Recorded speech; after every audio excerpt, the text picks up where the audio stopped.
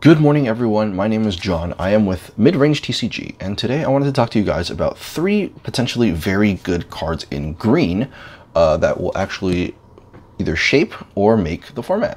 And I strongly believe that these three cards will be very important contenders for the 2-drop and the 4-drop slot in mono green aggro or mono green stompy. And so today I will be talking about Vinemare, Thorn Lieutenant, and Vivien Reid. So the first card I wanted to talk about with you guys is actually going to be Vinemare. And so Vinemare is a 4-mana 5/3 elemental horse with hexproof, and it can't be blocked by black creatures.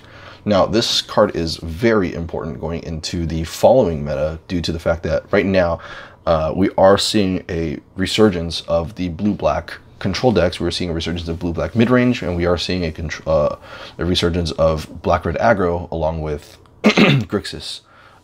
Pretty much people are trying to play Nicol Bolas as much as they can. They're testing him out in the current format and seeing where he'll go potentially.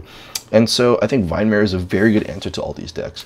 And why is that, you ask? And I believe the answer to that is because all of them splash black. Now, if we take a look at the Grixis mid-range build from Star City Games Classic, Worcester, we see that they play Champion of Wits, Torrential Gearhulks, Glint Sleeve Siphoners, Whirler Virtuosos, Nicol Bolas, and Scarab God. Now, right off the bat, Vinemare is a 5/3. That's pretty strong, as it's a potential contender against Scarab God. It also is a very strong contender against Nicol Bolas the Ravager. And the reason why Vinemare is so good is because he's 5 power.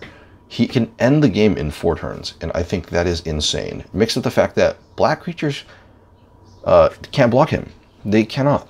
So Scarab God's effect, which says, you know, every time he makes a token, it's a copy of a black zombie in addition to its other types.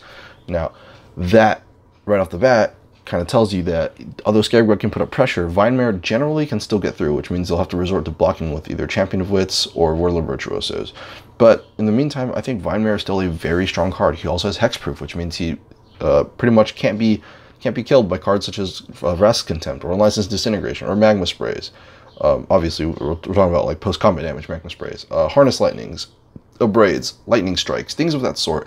And so pretty much what we see is, we see this 5-mana creature that has to be answered through combat or through chump blocking. And so because of that, it makes it for some very difficult situations for these other meta decks to kind of deal with. And I believe this is a perfect answer in green against all these other meta cards. Now, the next card I wanted to talk about is Thorn Lieutenant.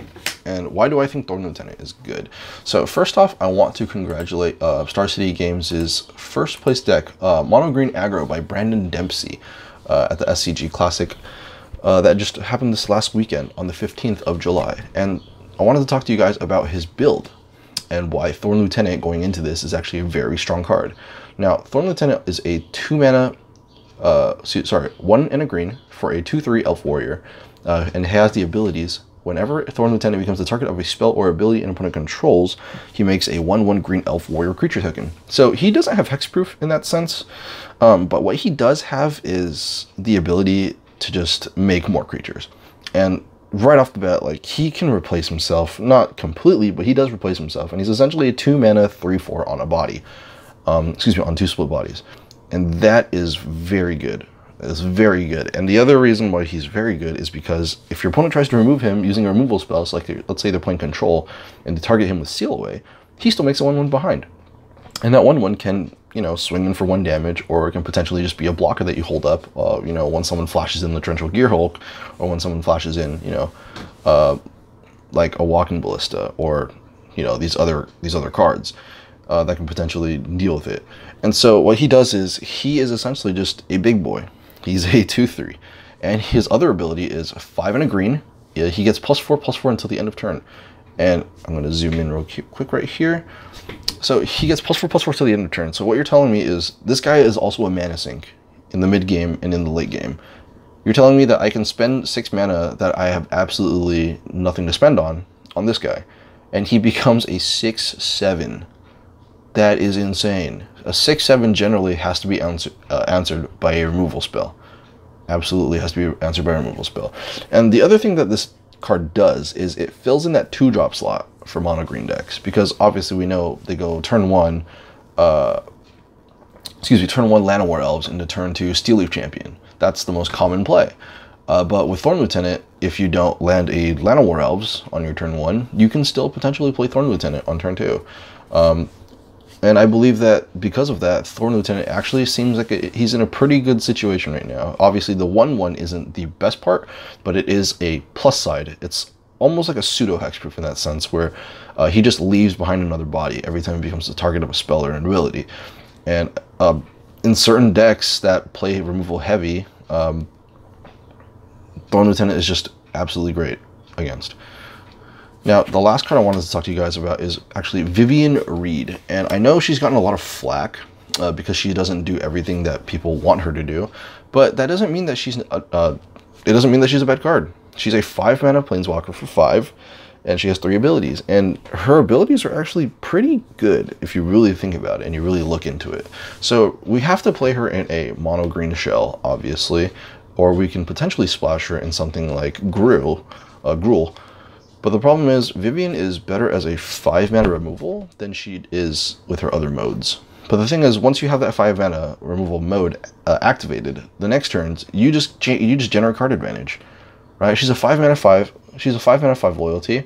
Her +1 ability says to look at the top 4 cards of your library. You reveal a creature or a land, put it to your hand, put the rest on the bottom of your deck. Now, in a deck that plays very few pump spells or, counter magic spells or very few removal, Vivien Reid's actually a very great card because she allows you to search your deck for these threats. And in green, we're talking about cards like Ronus, we're talking about cards like Galta, Thrashing Brontodon, Steel Leaf Champion, these big hitters. We're also talking about cards like Gigantosaurus, which is a 5-mana 10/10. He's 5 green for a 10/10. Like, if that doesn't please you already, like, I don't know what will. And so Vivien Reid allows you to just exchange a card in your hand for her. Obviously, probably the turn after you play her. She also helps you deal with these cards like Seal Away, Cast Out, Ixalan's Binding, stuff like that. And so she becomes very important in the sense that she will be necessary in the control matchup. So if we look at this, we can see that Vivien Reid is obviously going to be a very strong card. Obviously, not in the main deck, but definitely a sideboard card. And I think she's going to be a very good contender in terms of playing the mid-range. We are losing cards like Lifecrafter's Bestiary, but Vivien Reid, if we are able to protect her, she has the ability to just generate and just snowball cards in our advantage, right? The +1 ability to look at, so you decide whether you want to draw a land or a creature. That's a very strong ability. Essentially, you're getting a free adventure trigger during your main phase. Like, I don't know what's better than that. And so let's talk about her second mode, or the first mode that I wanted to talk about earlier, which was her -3.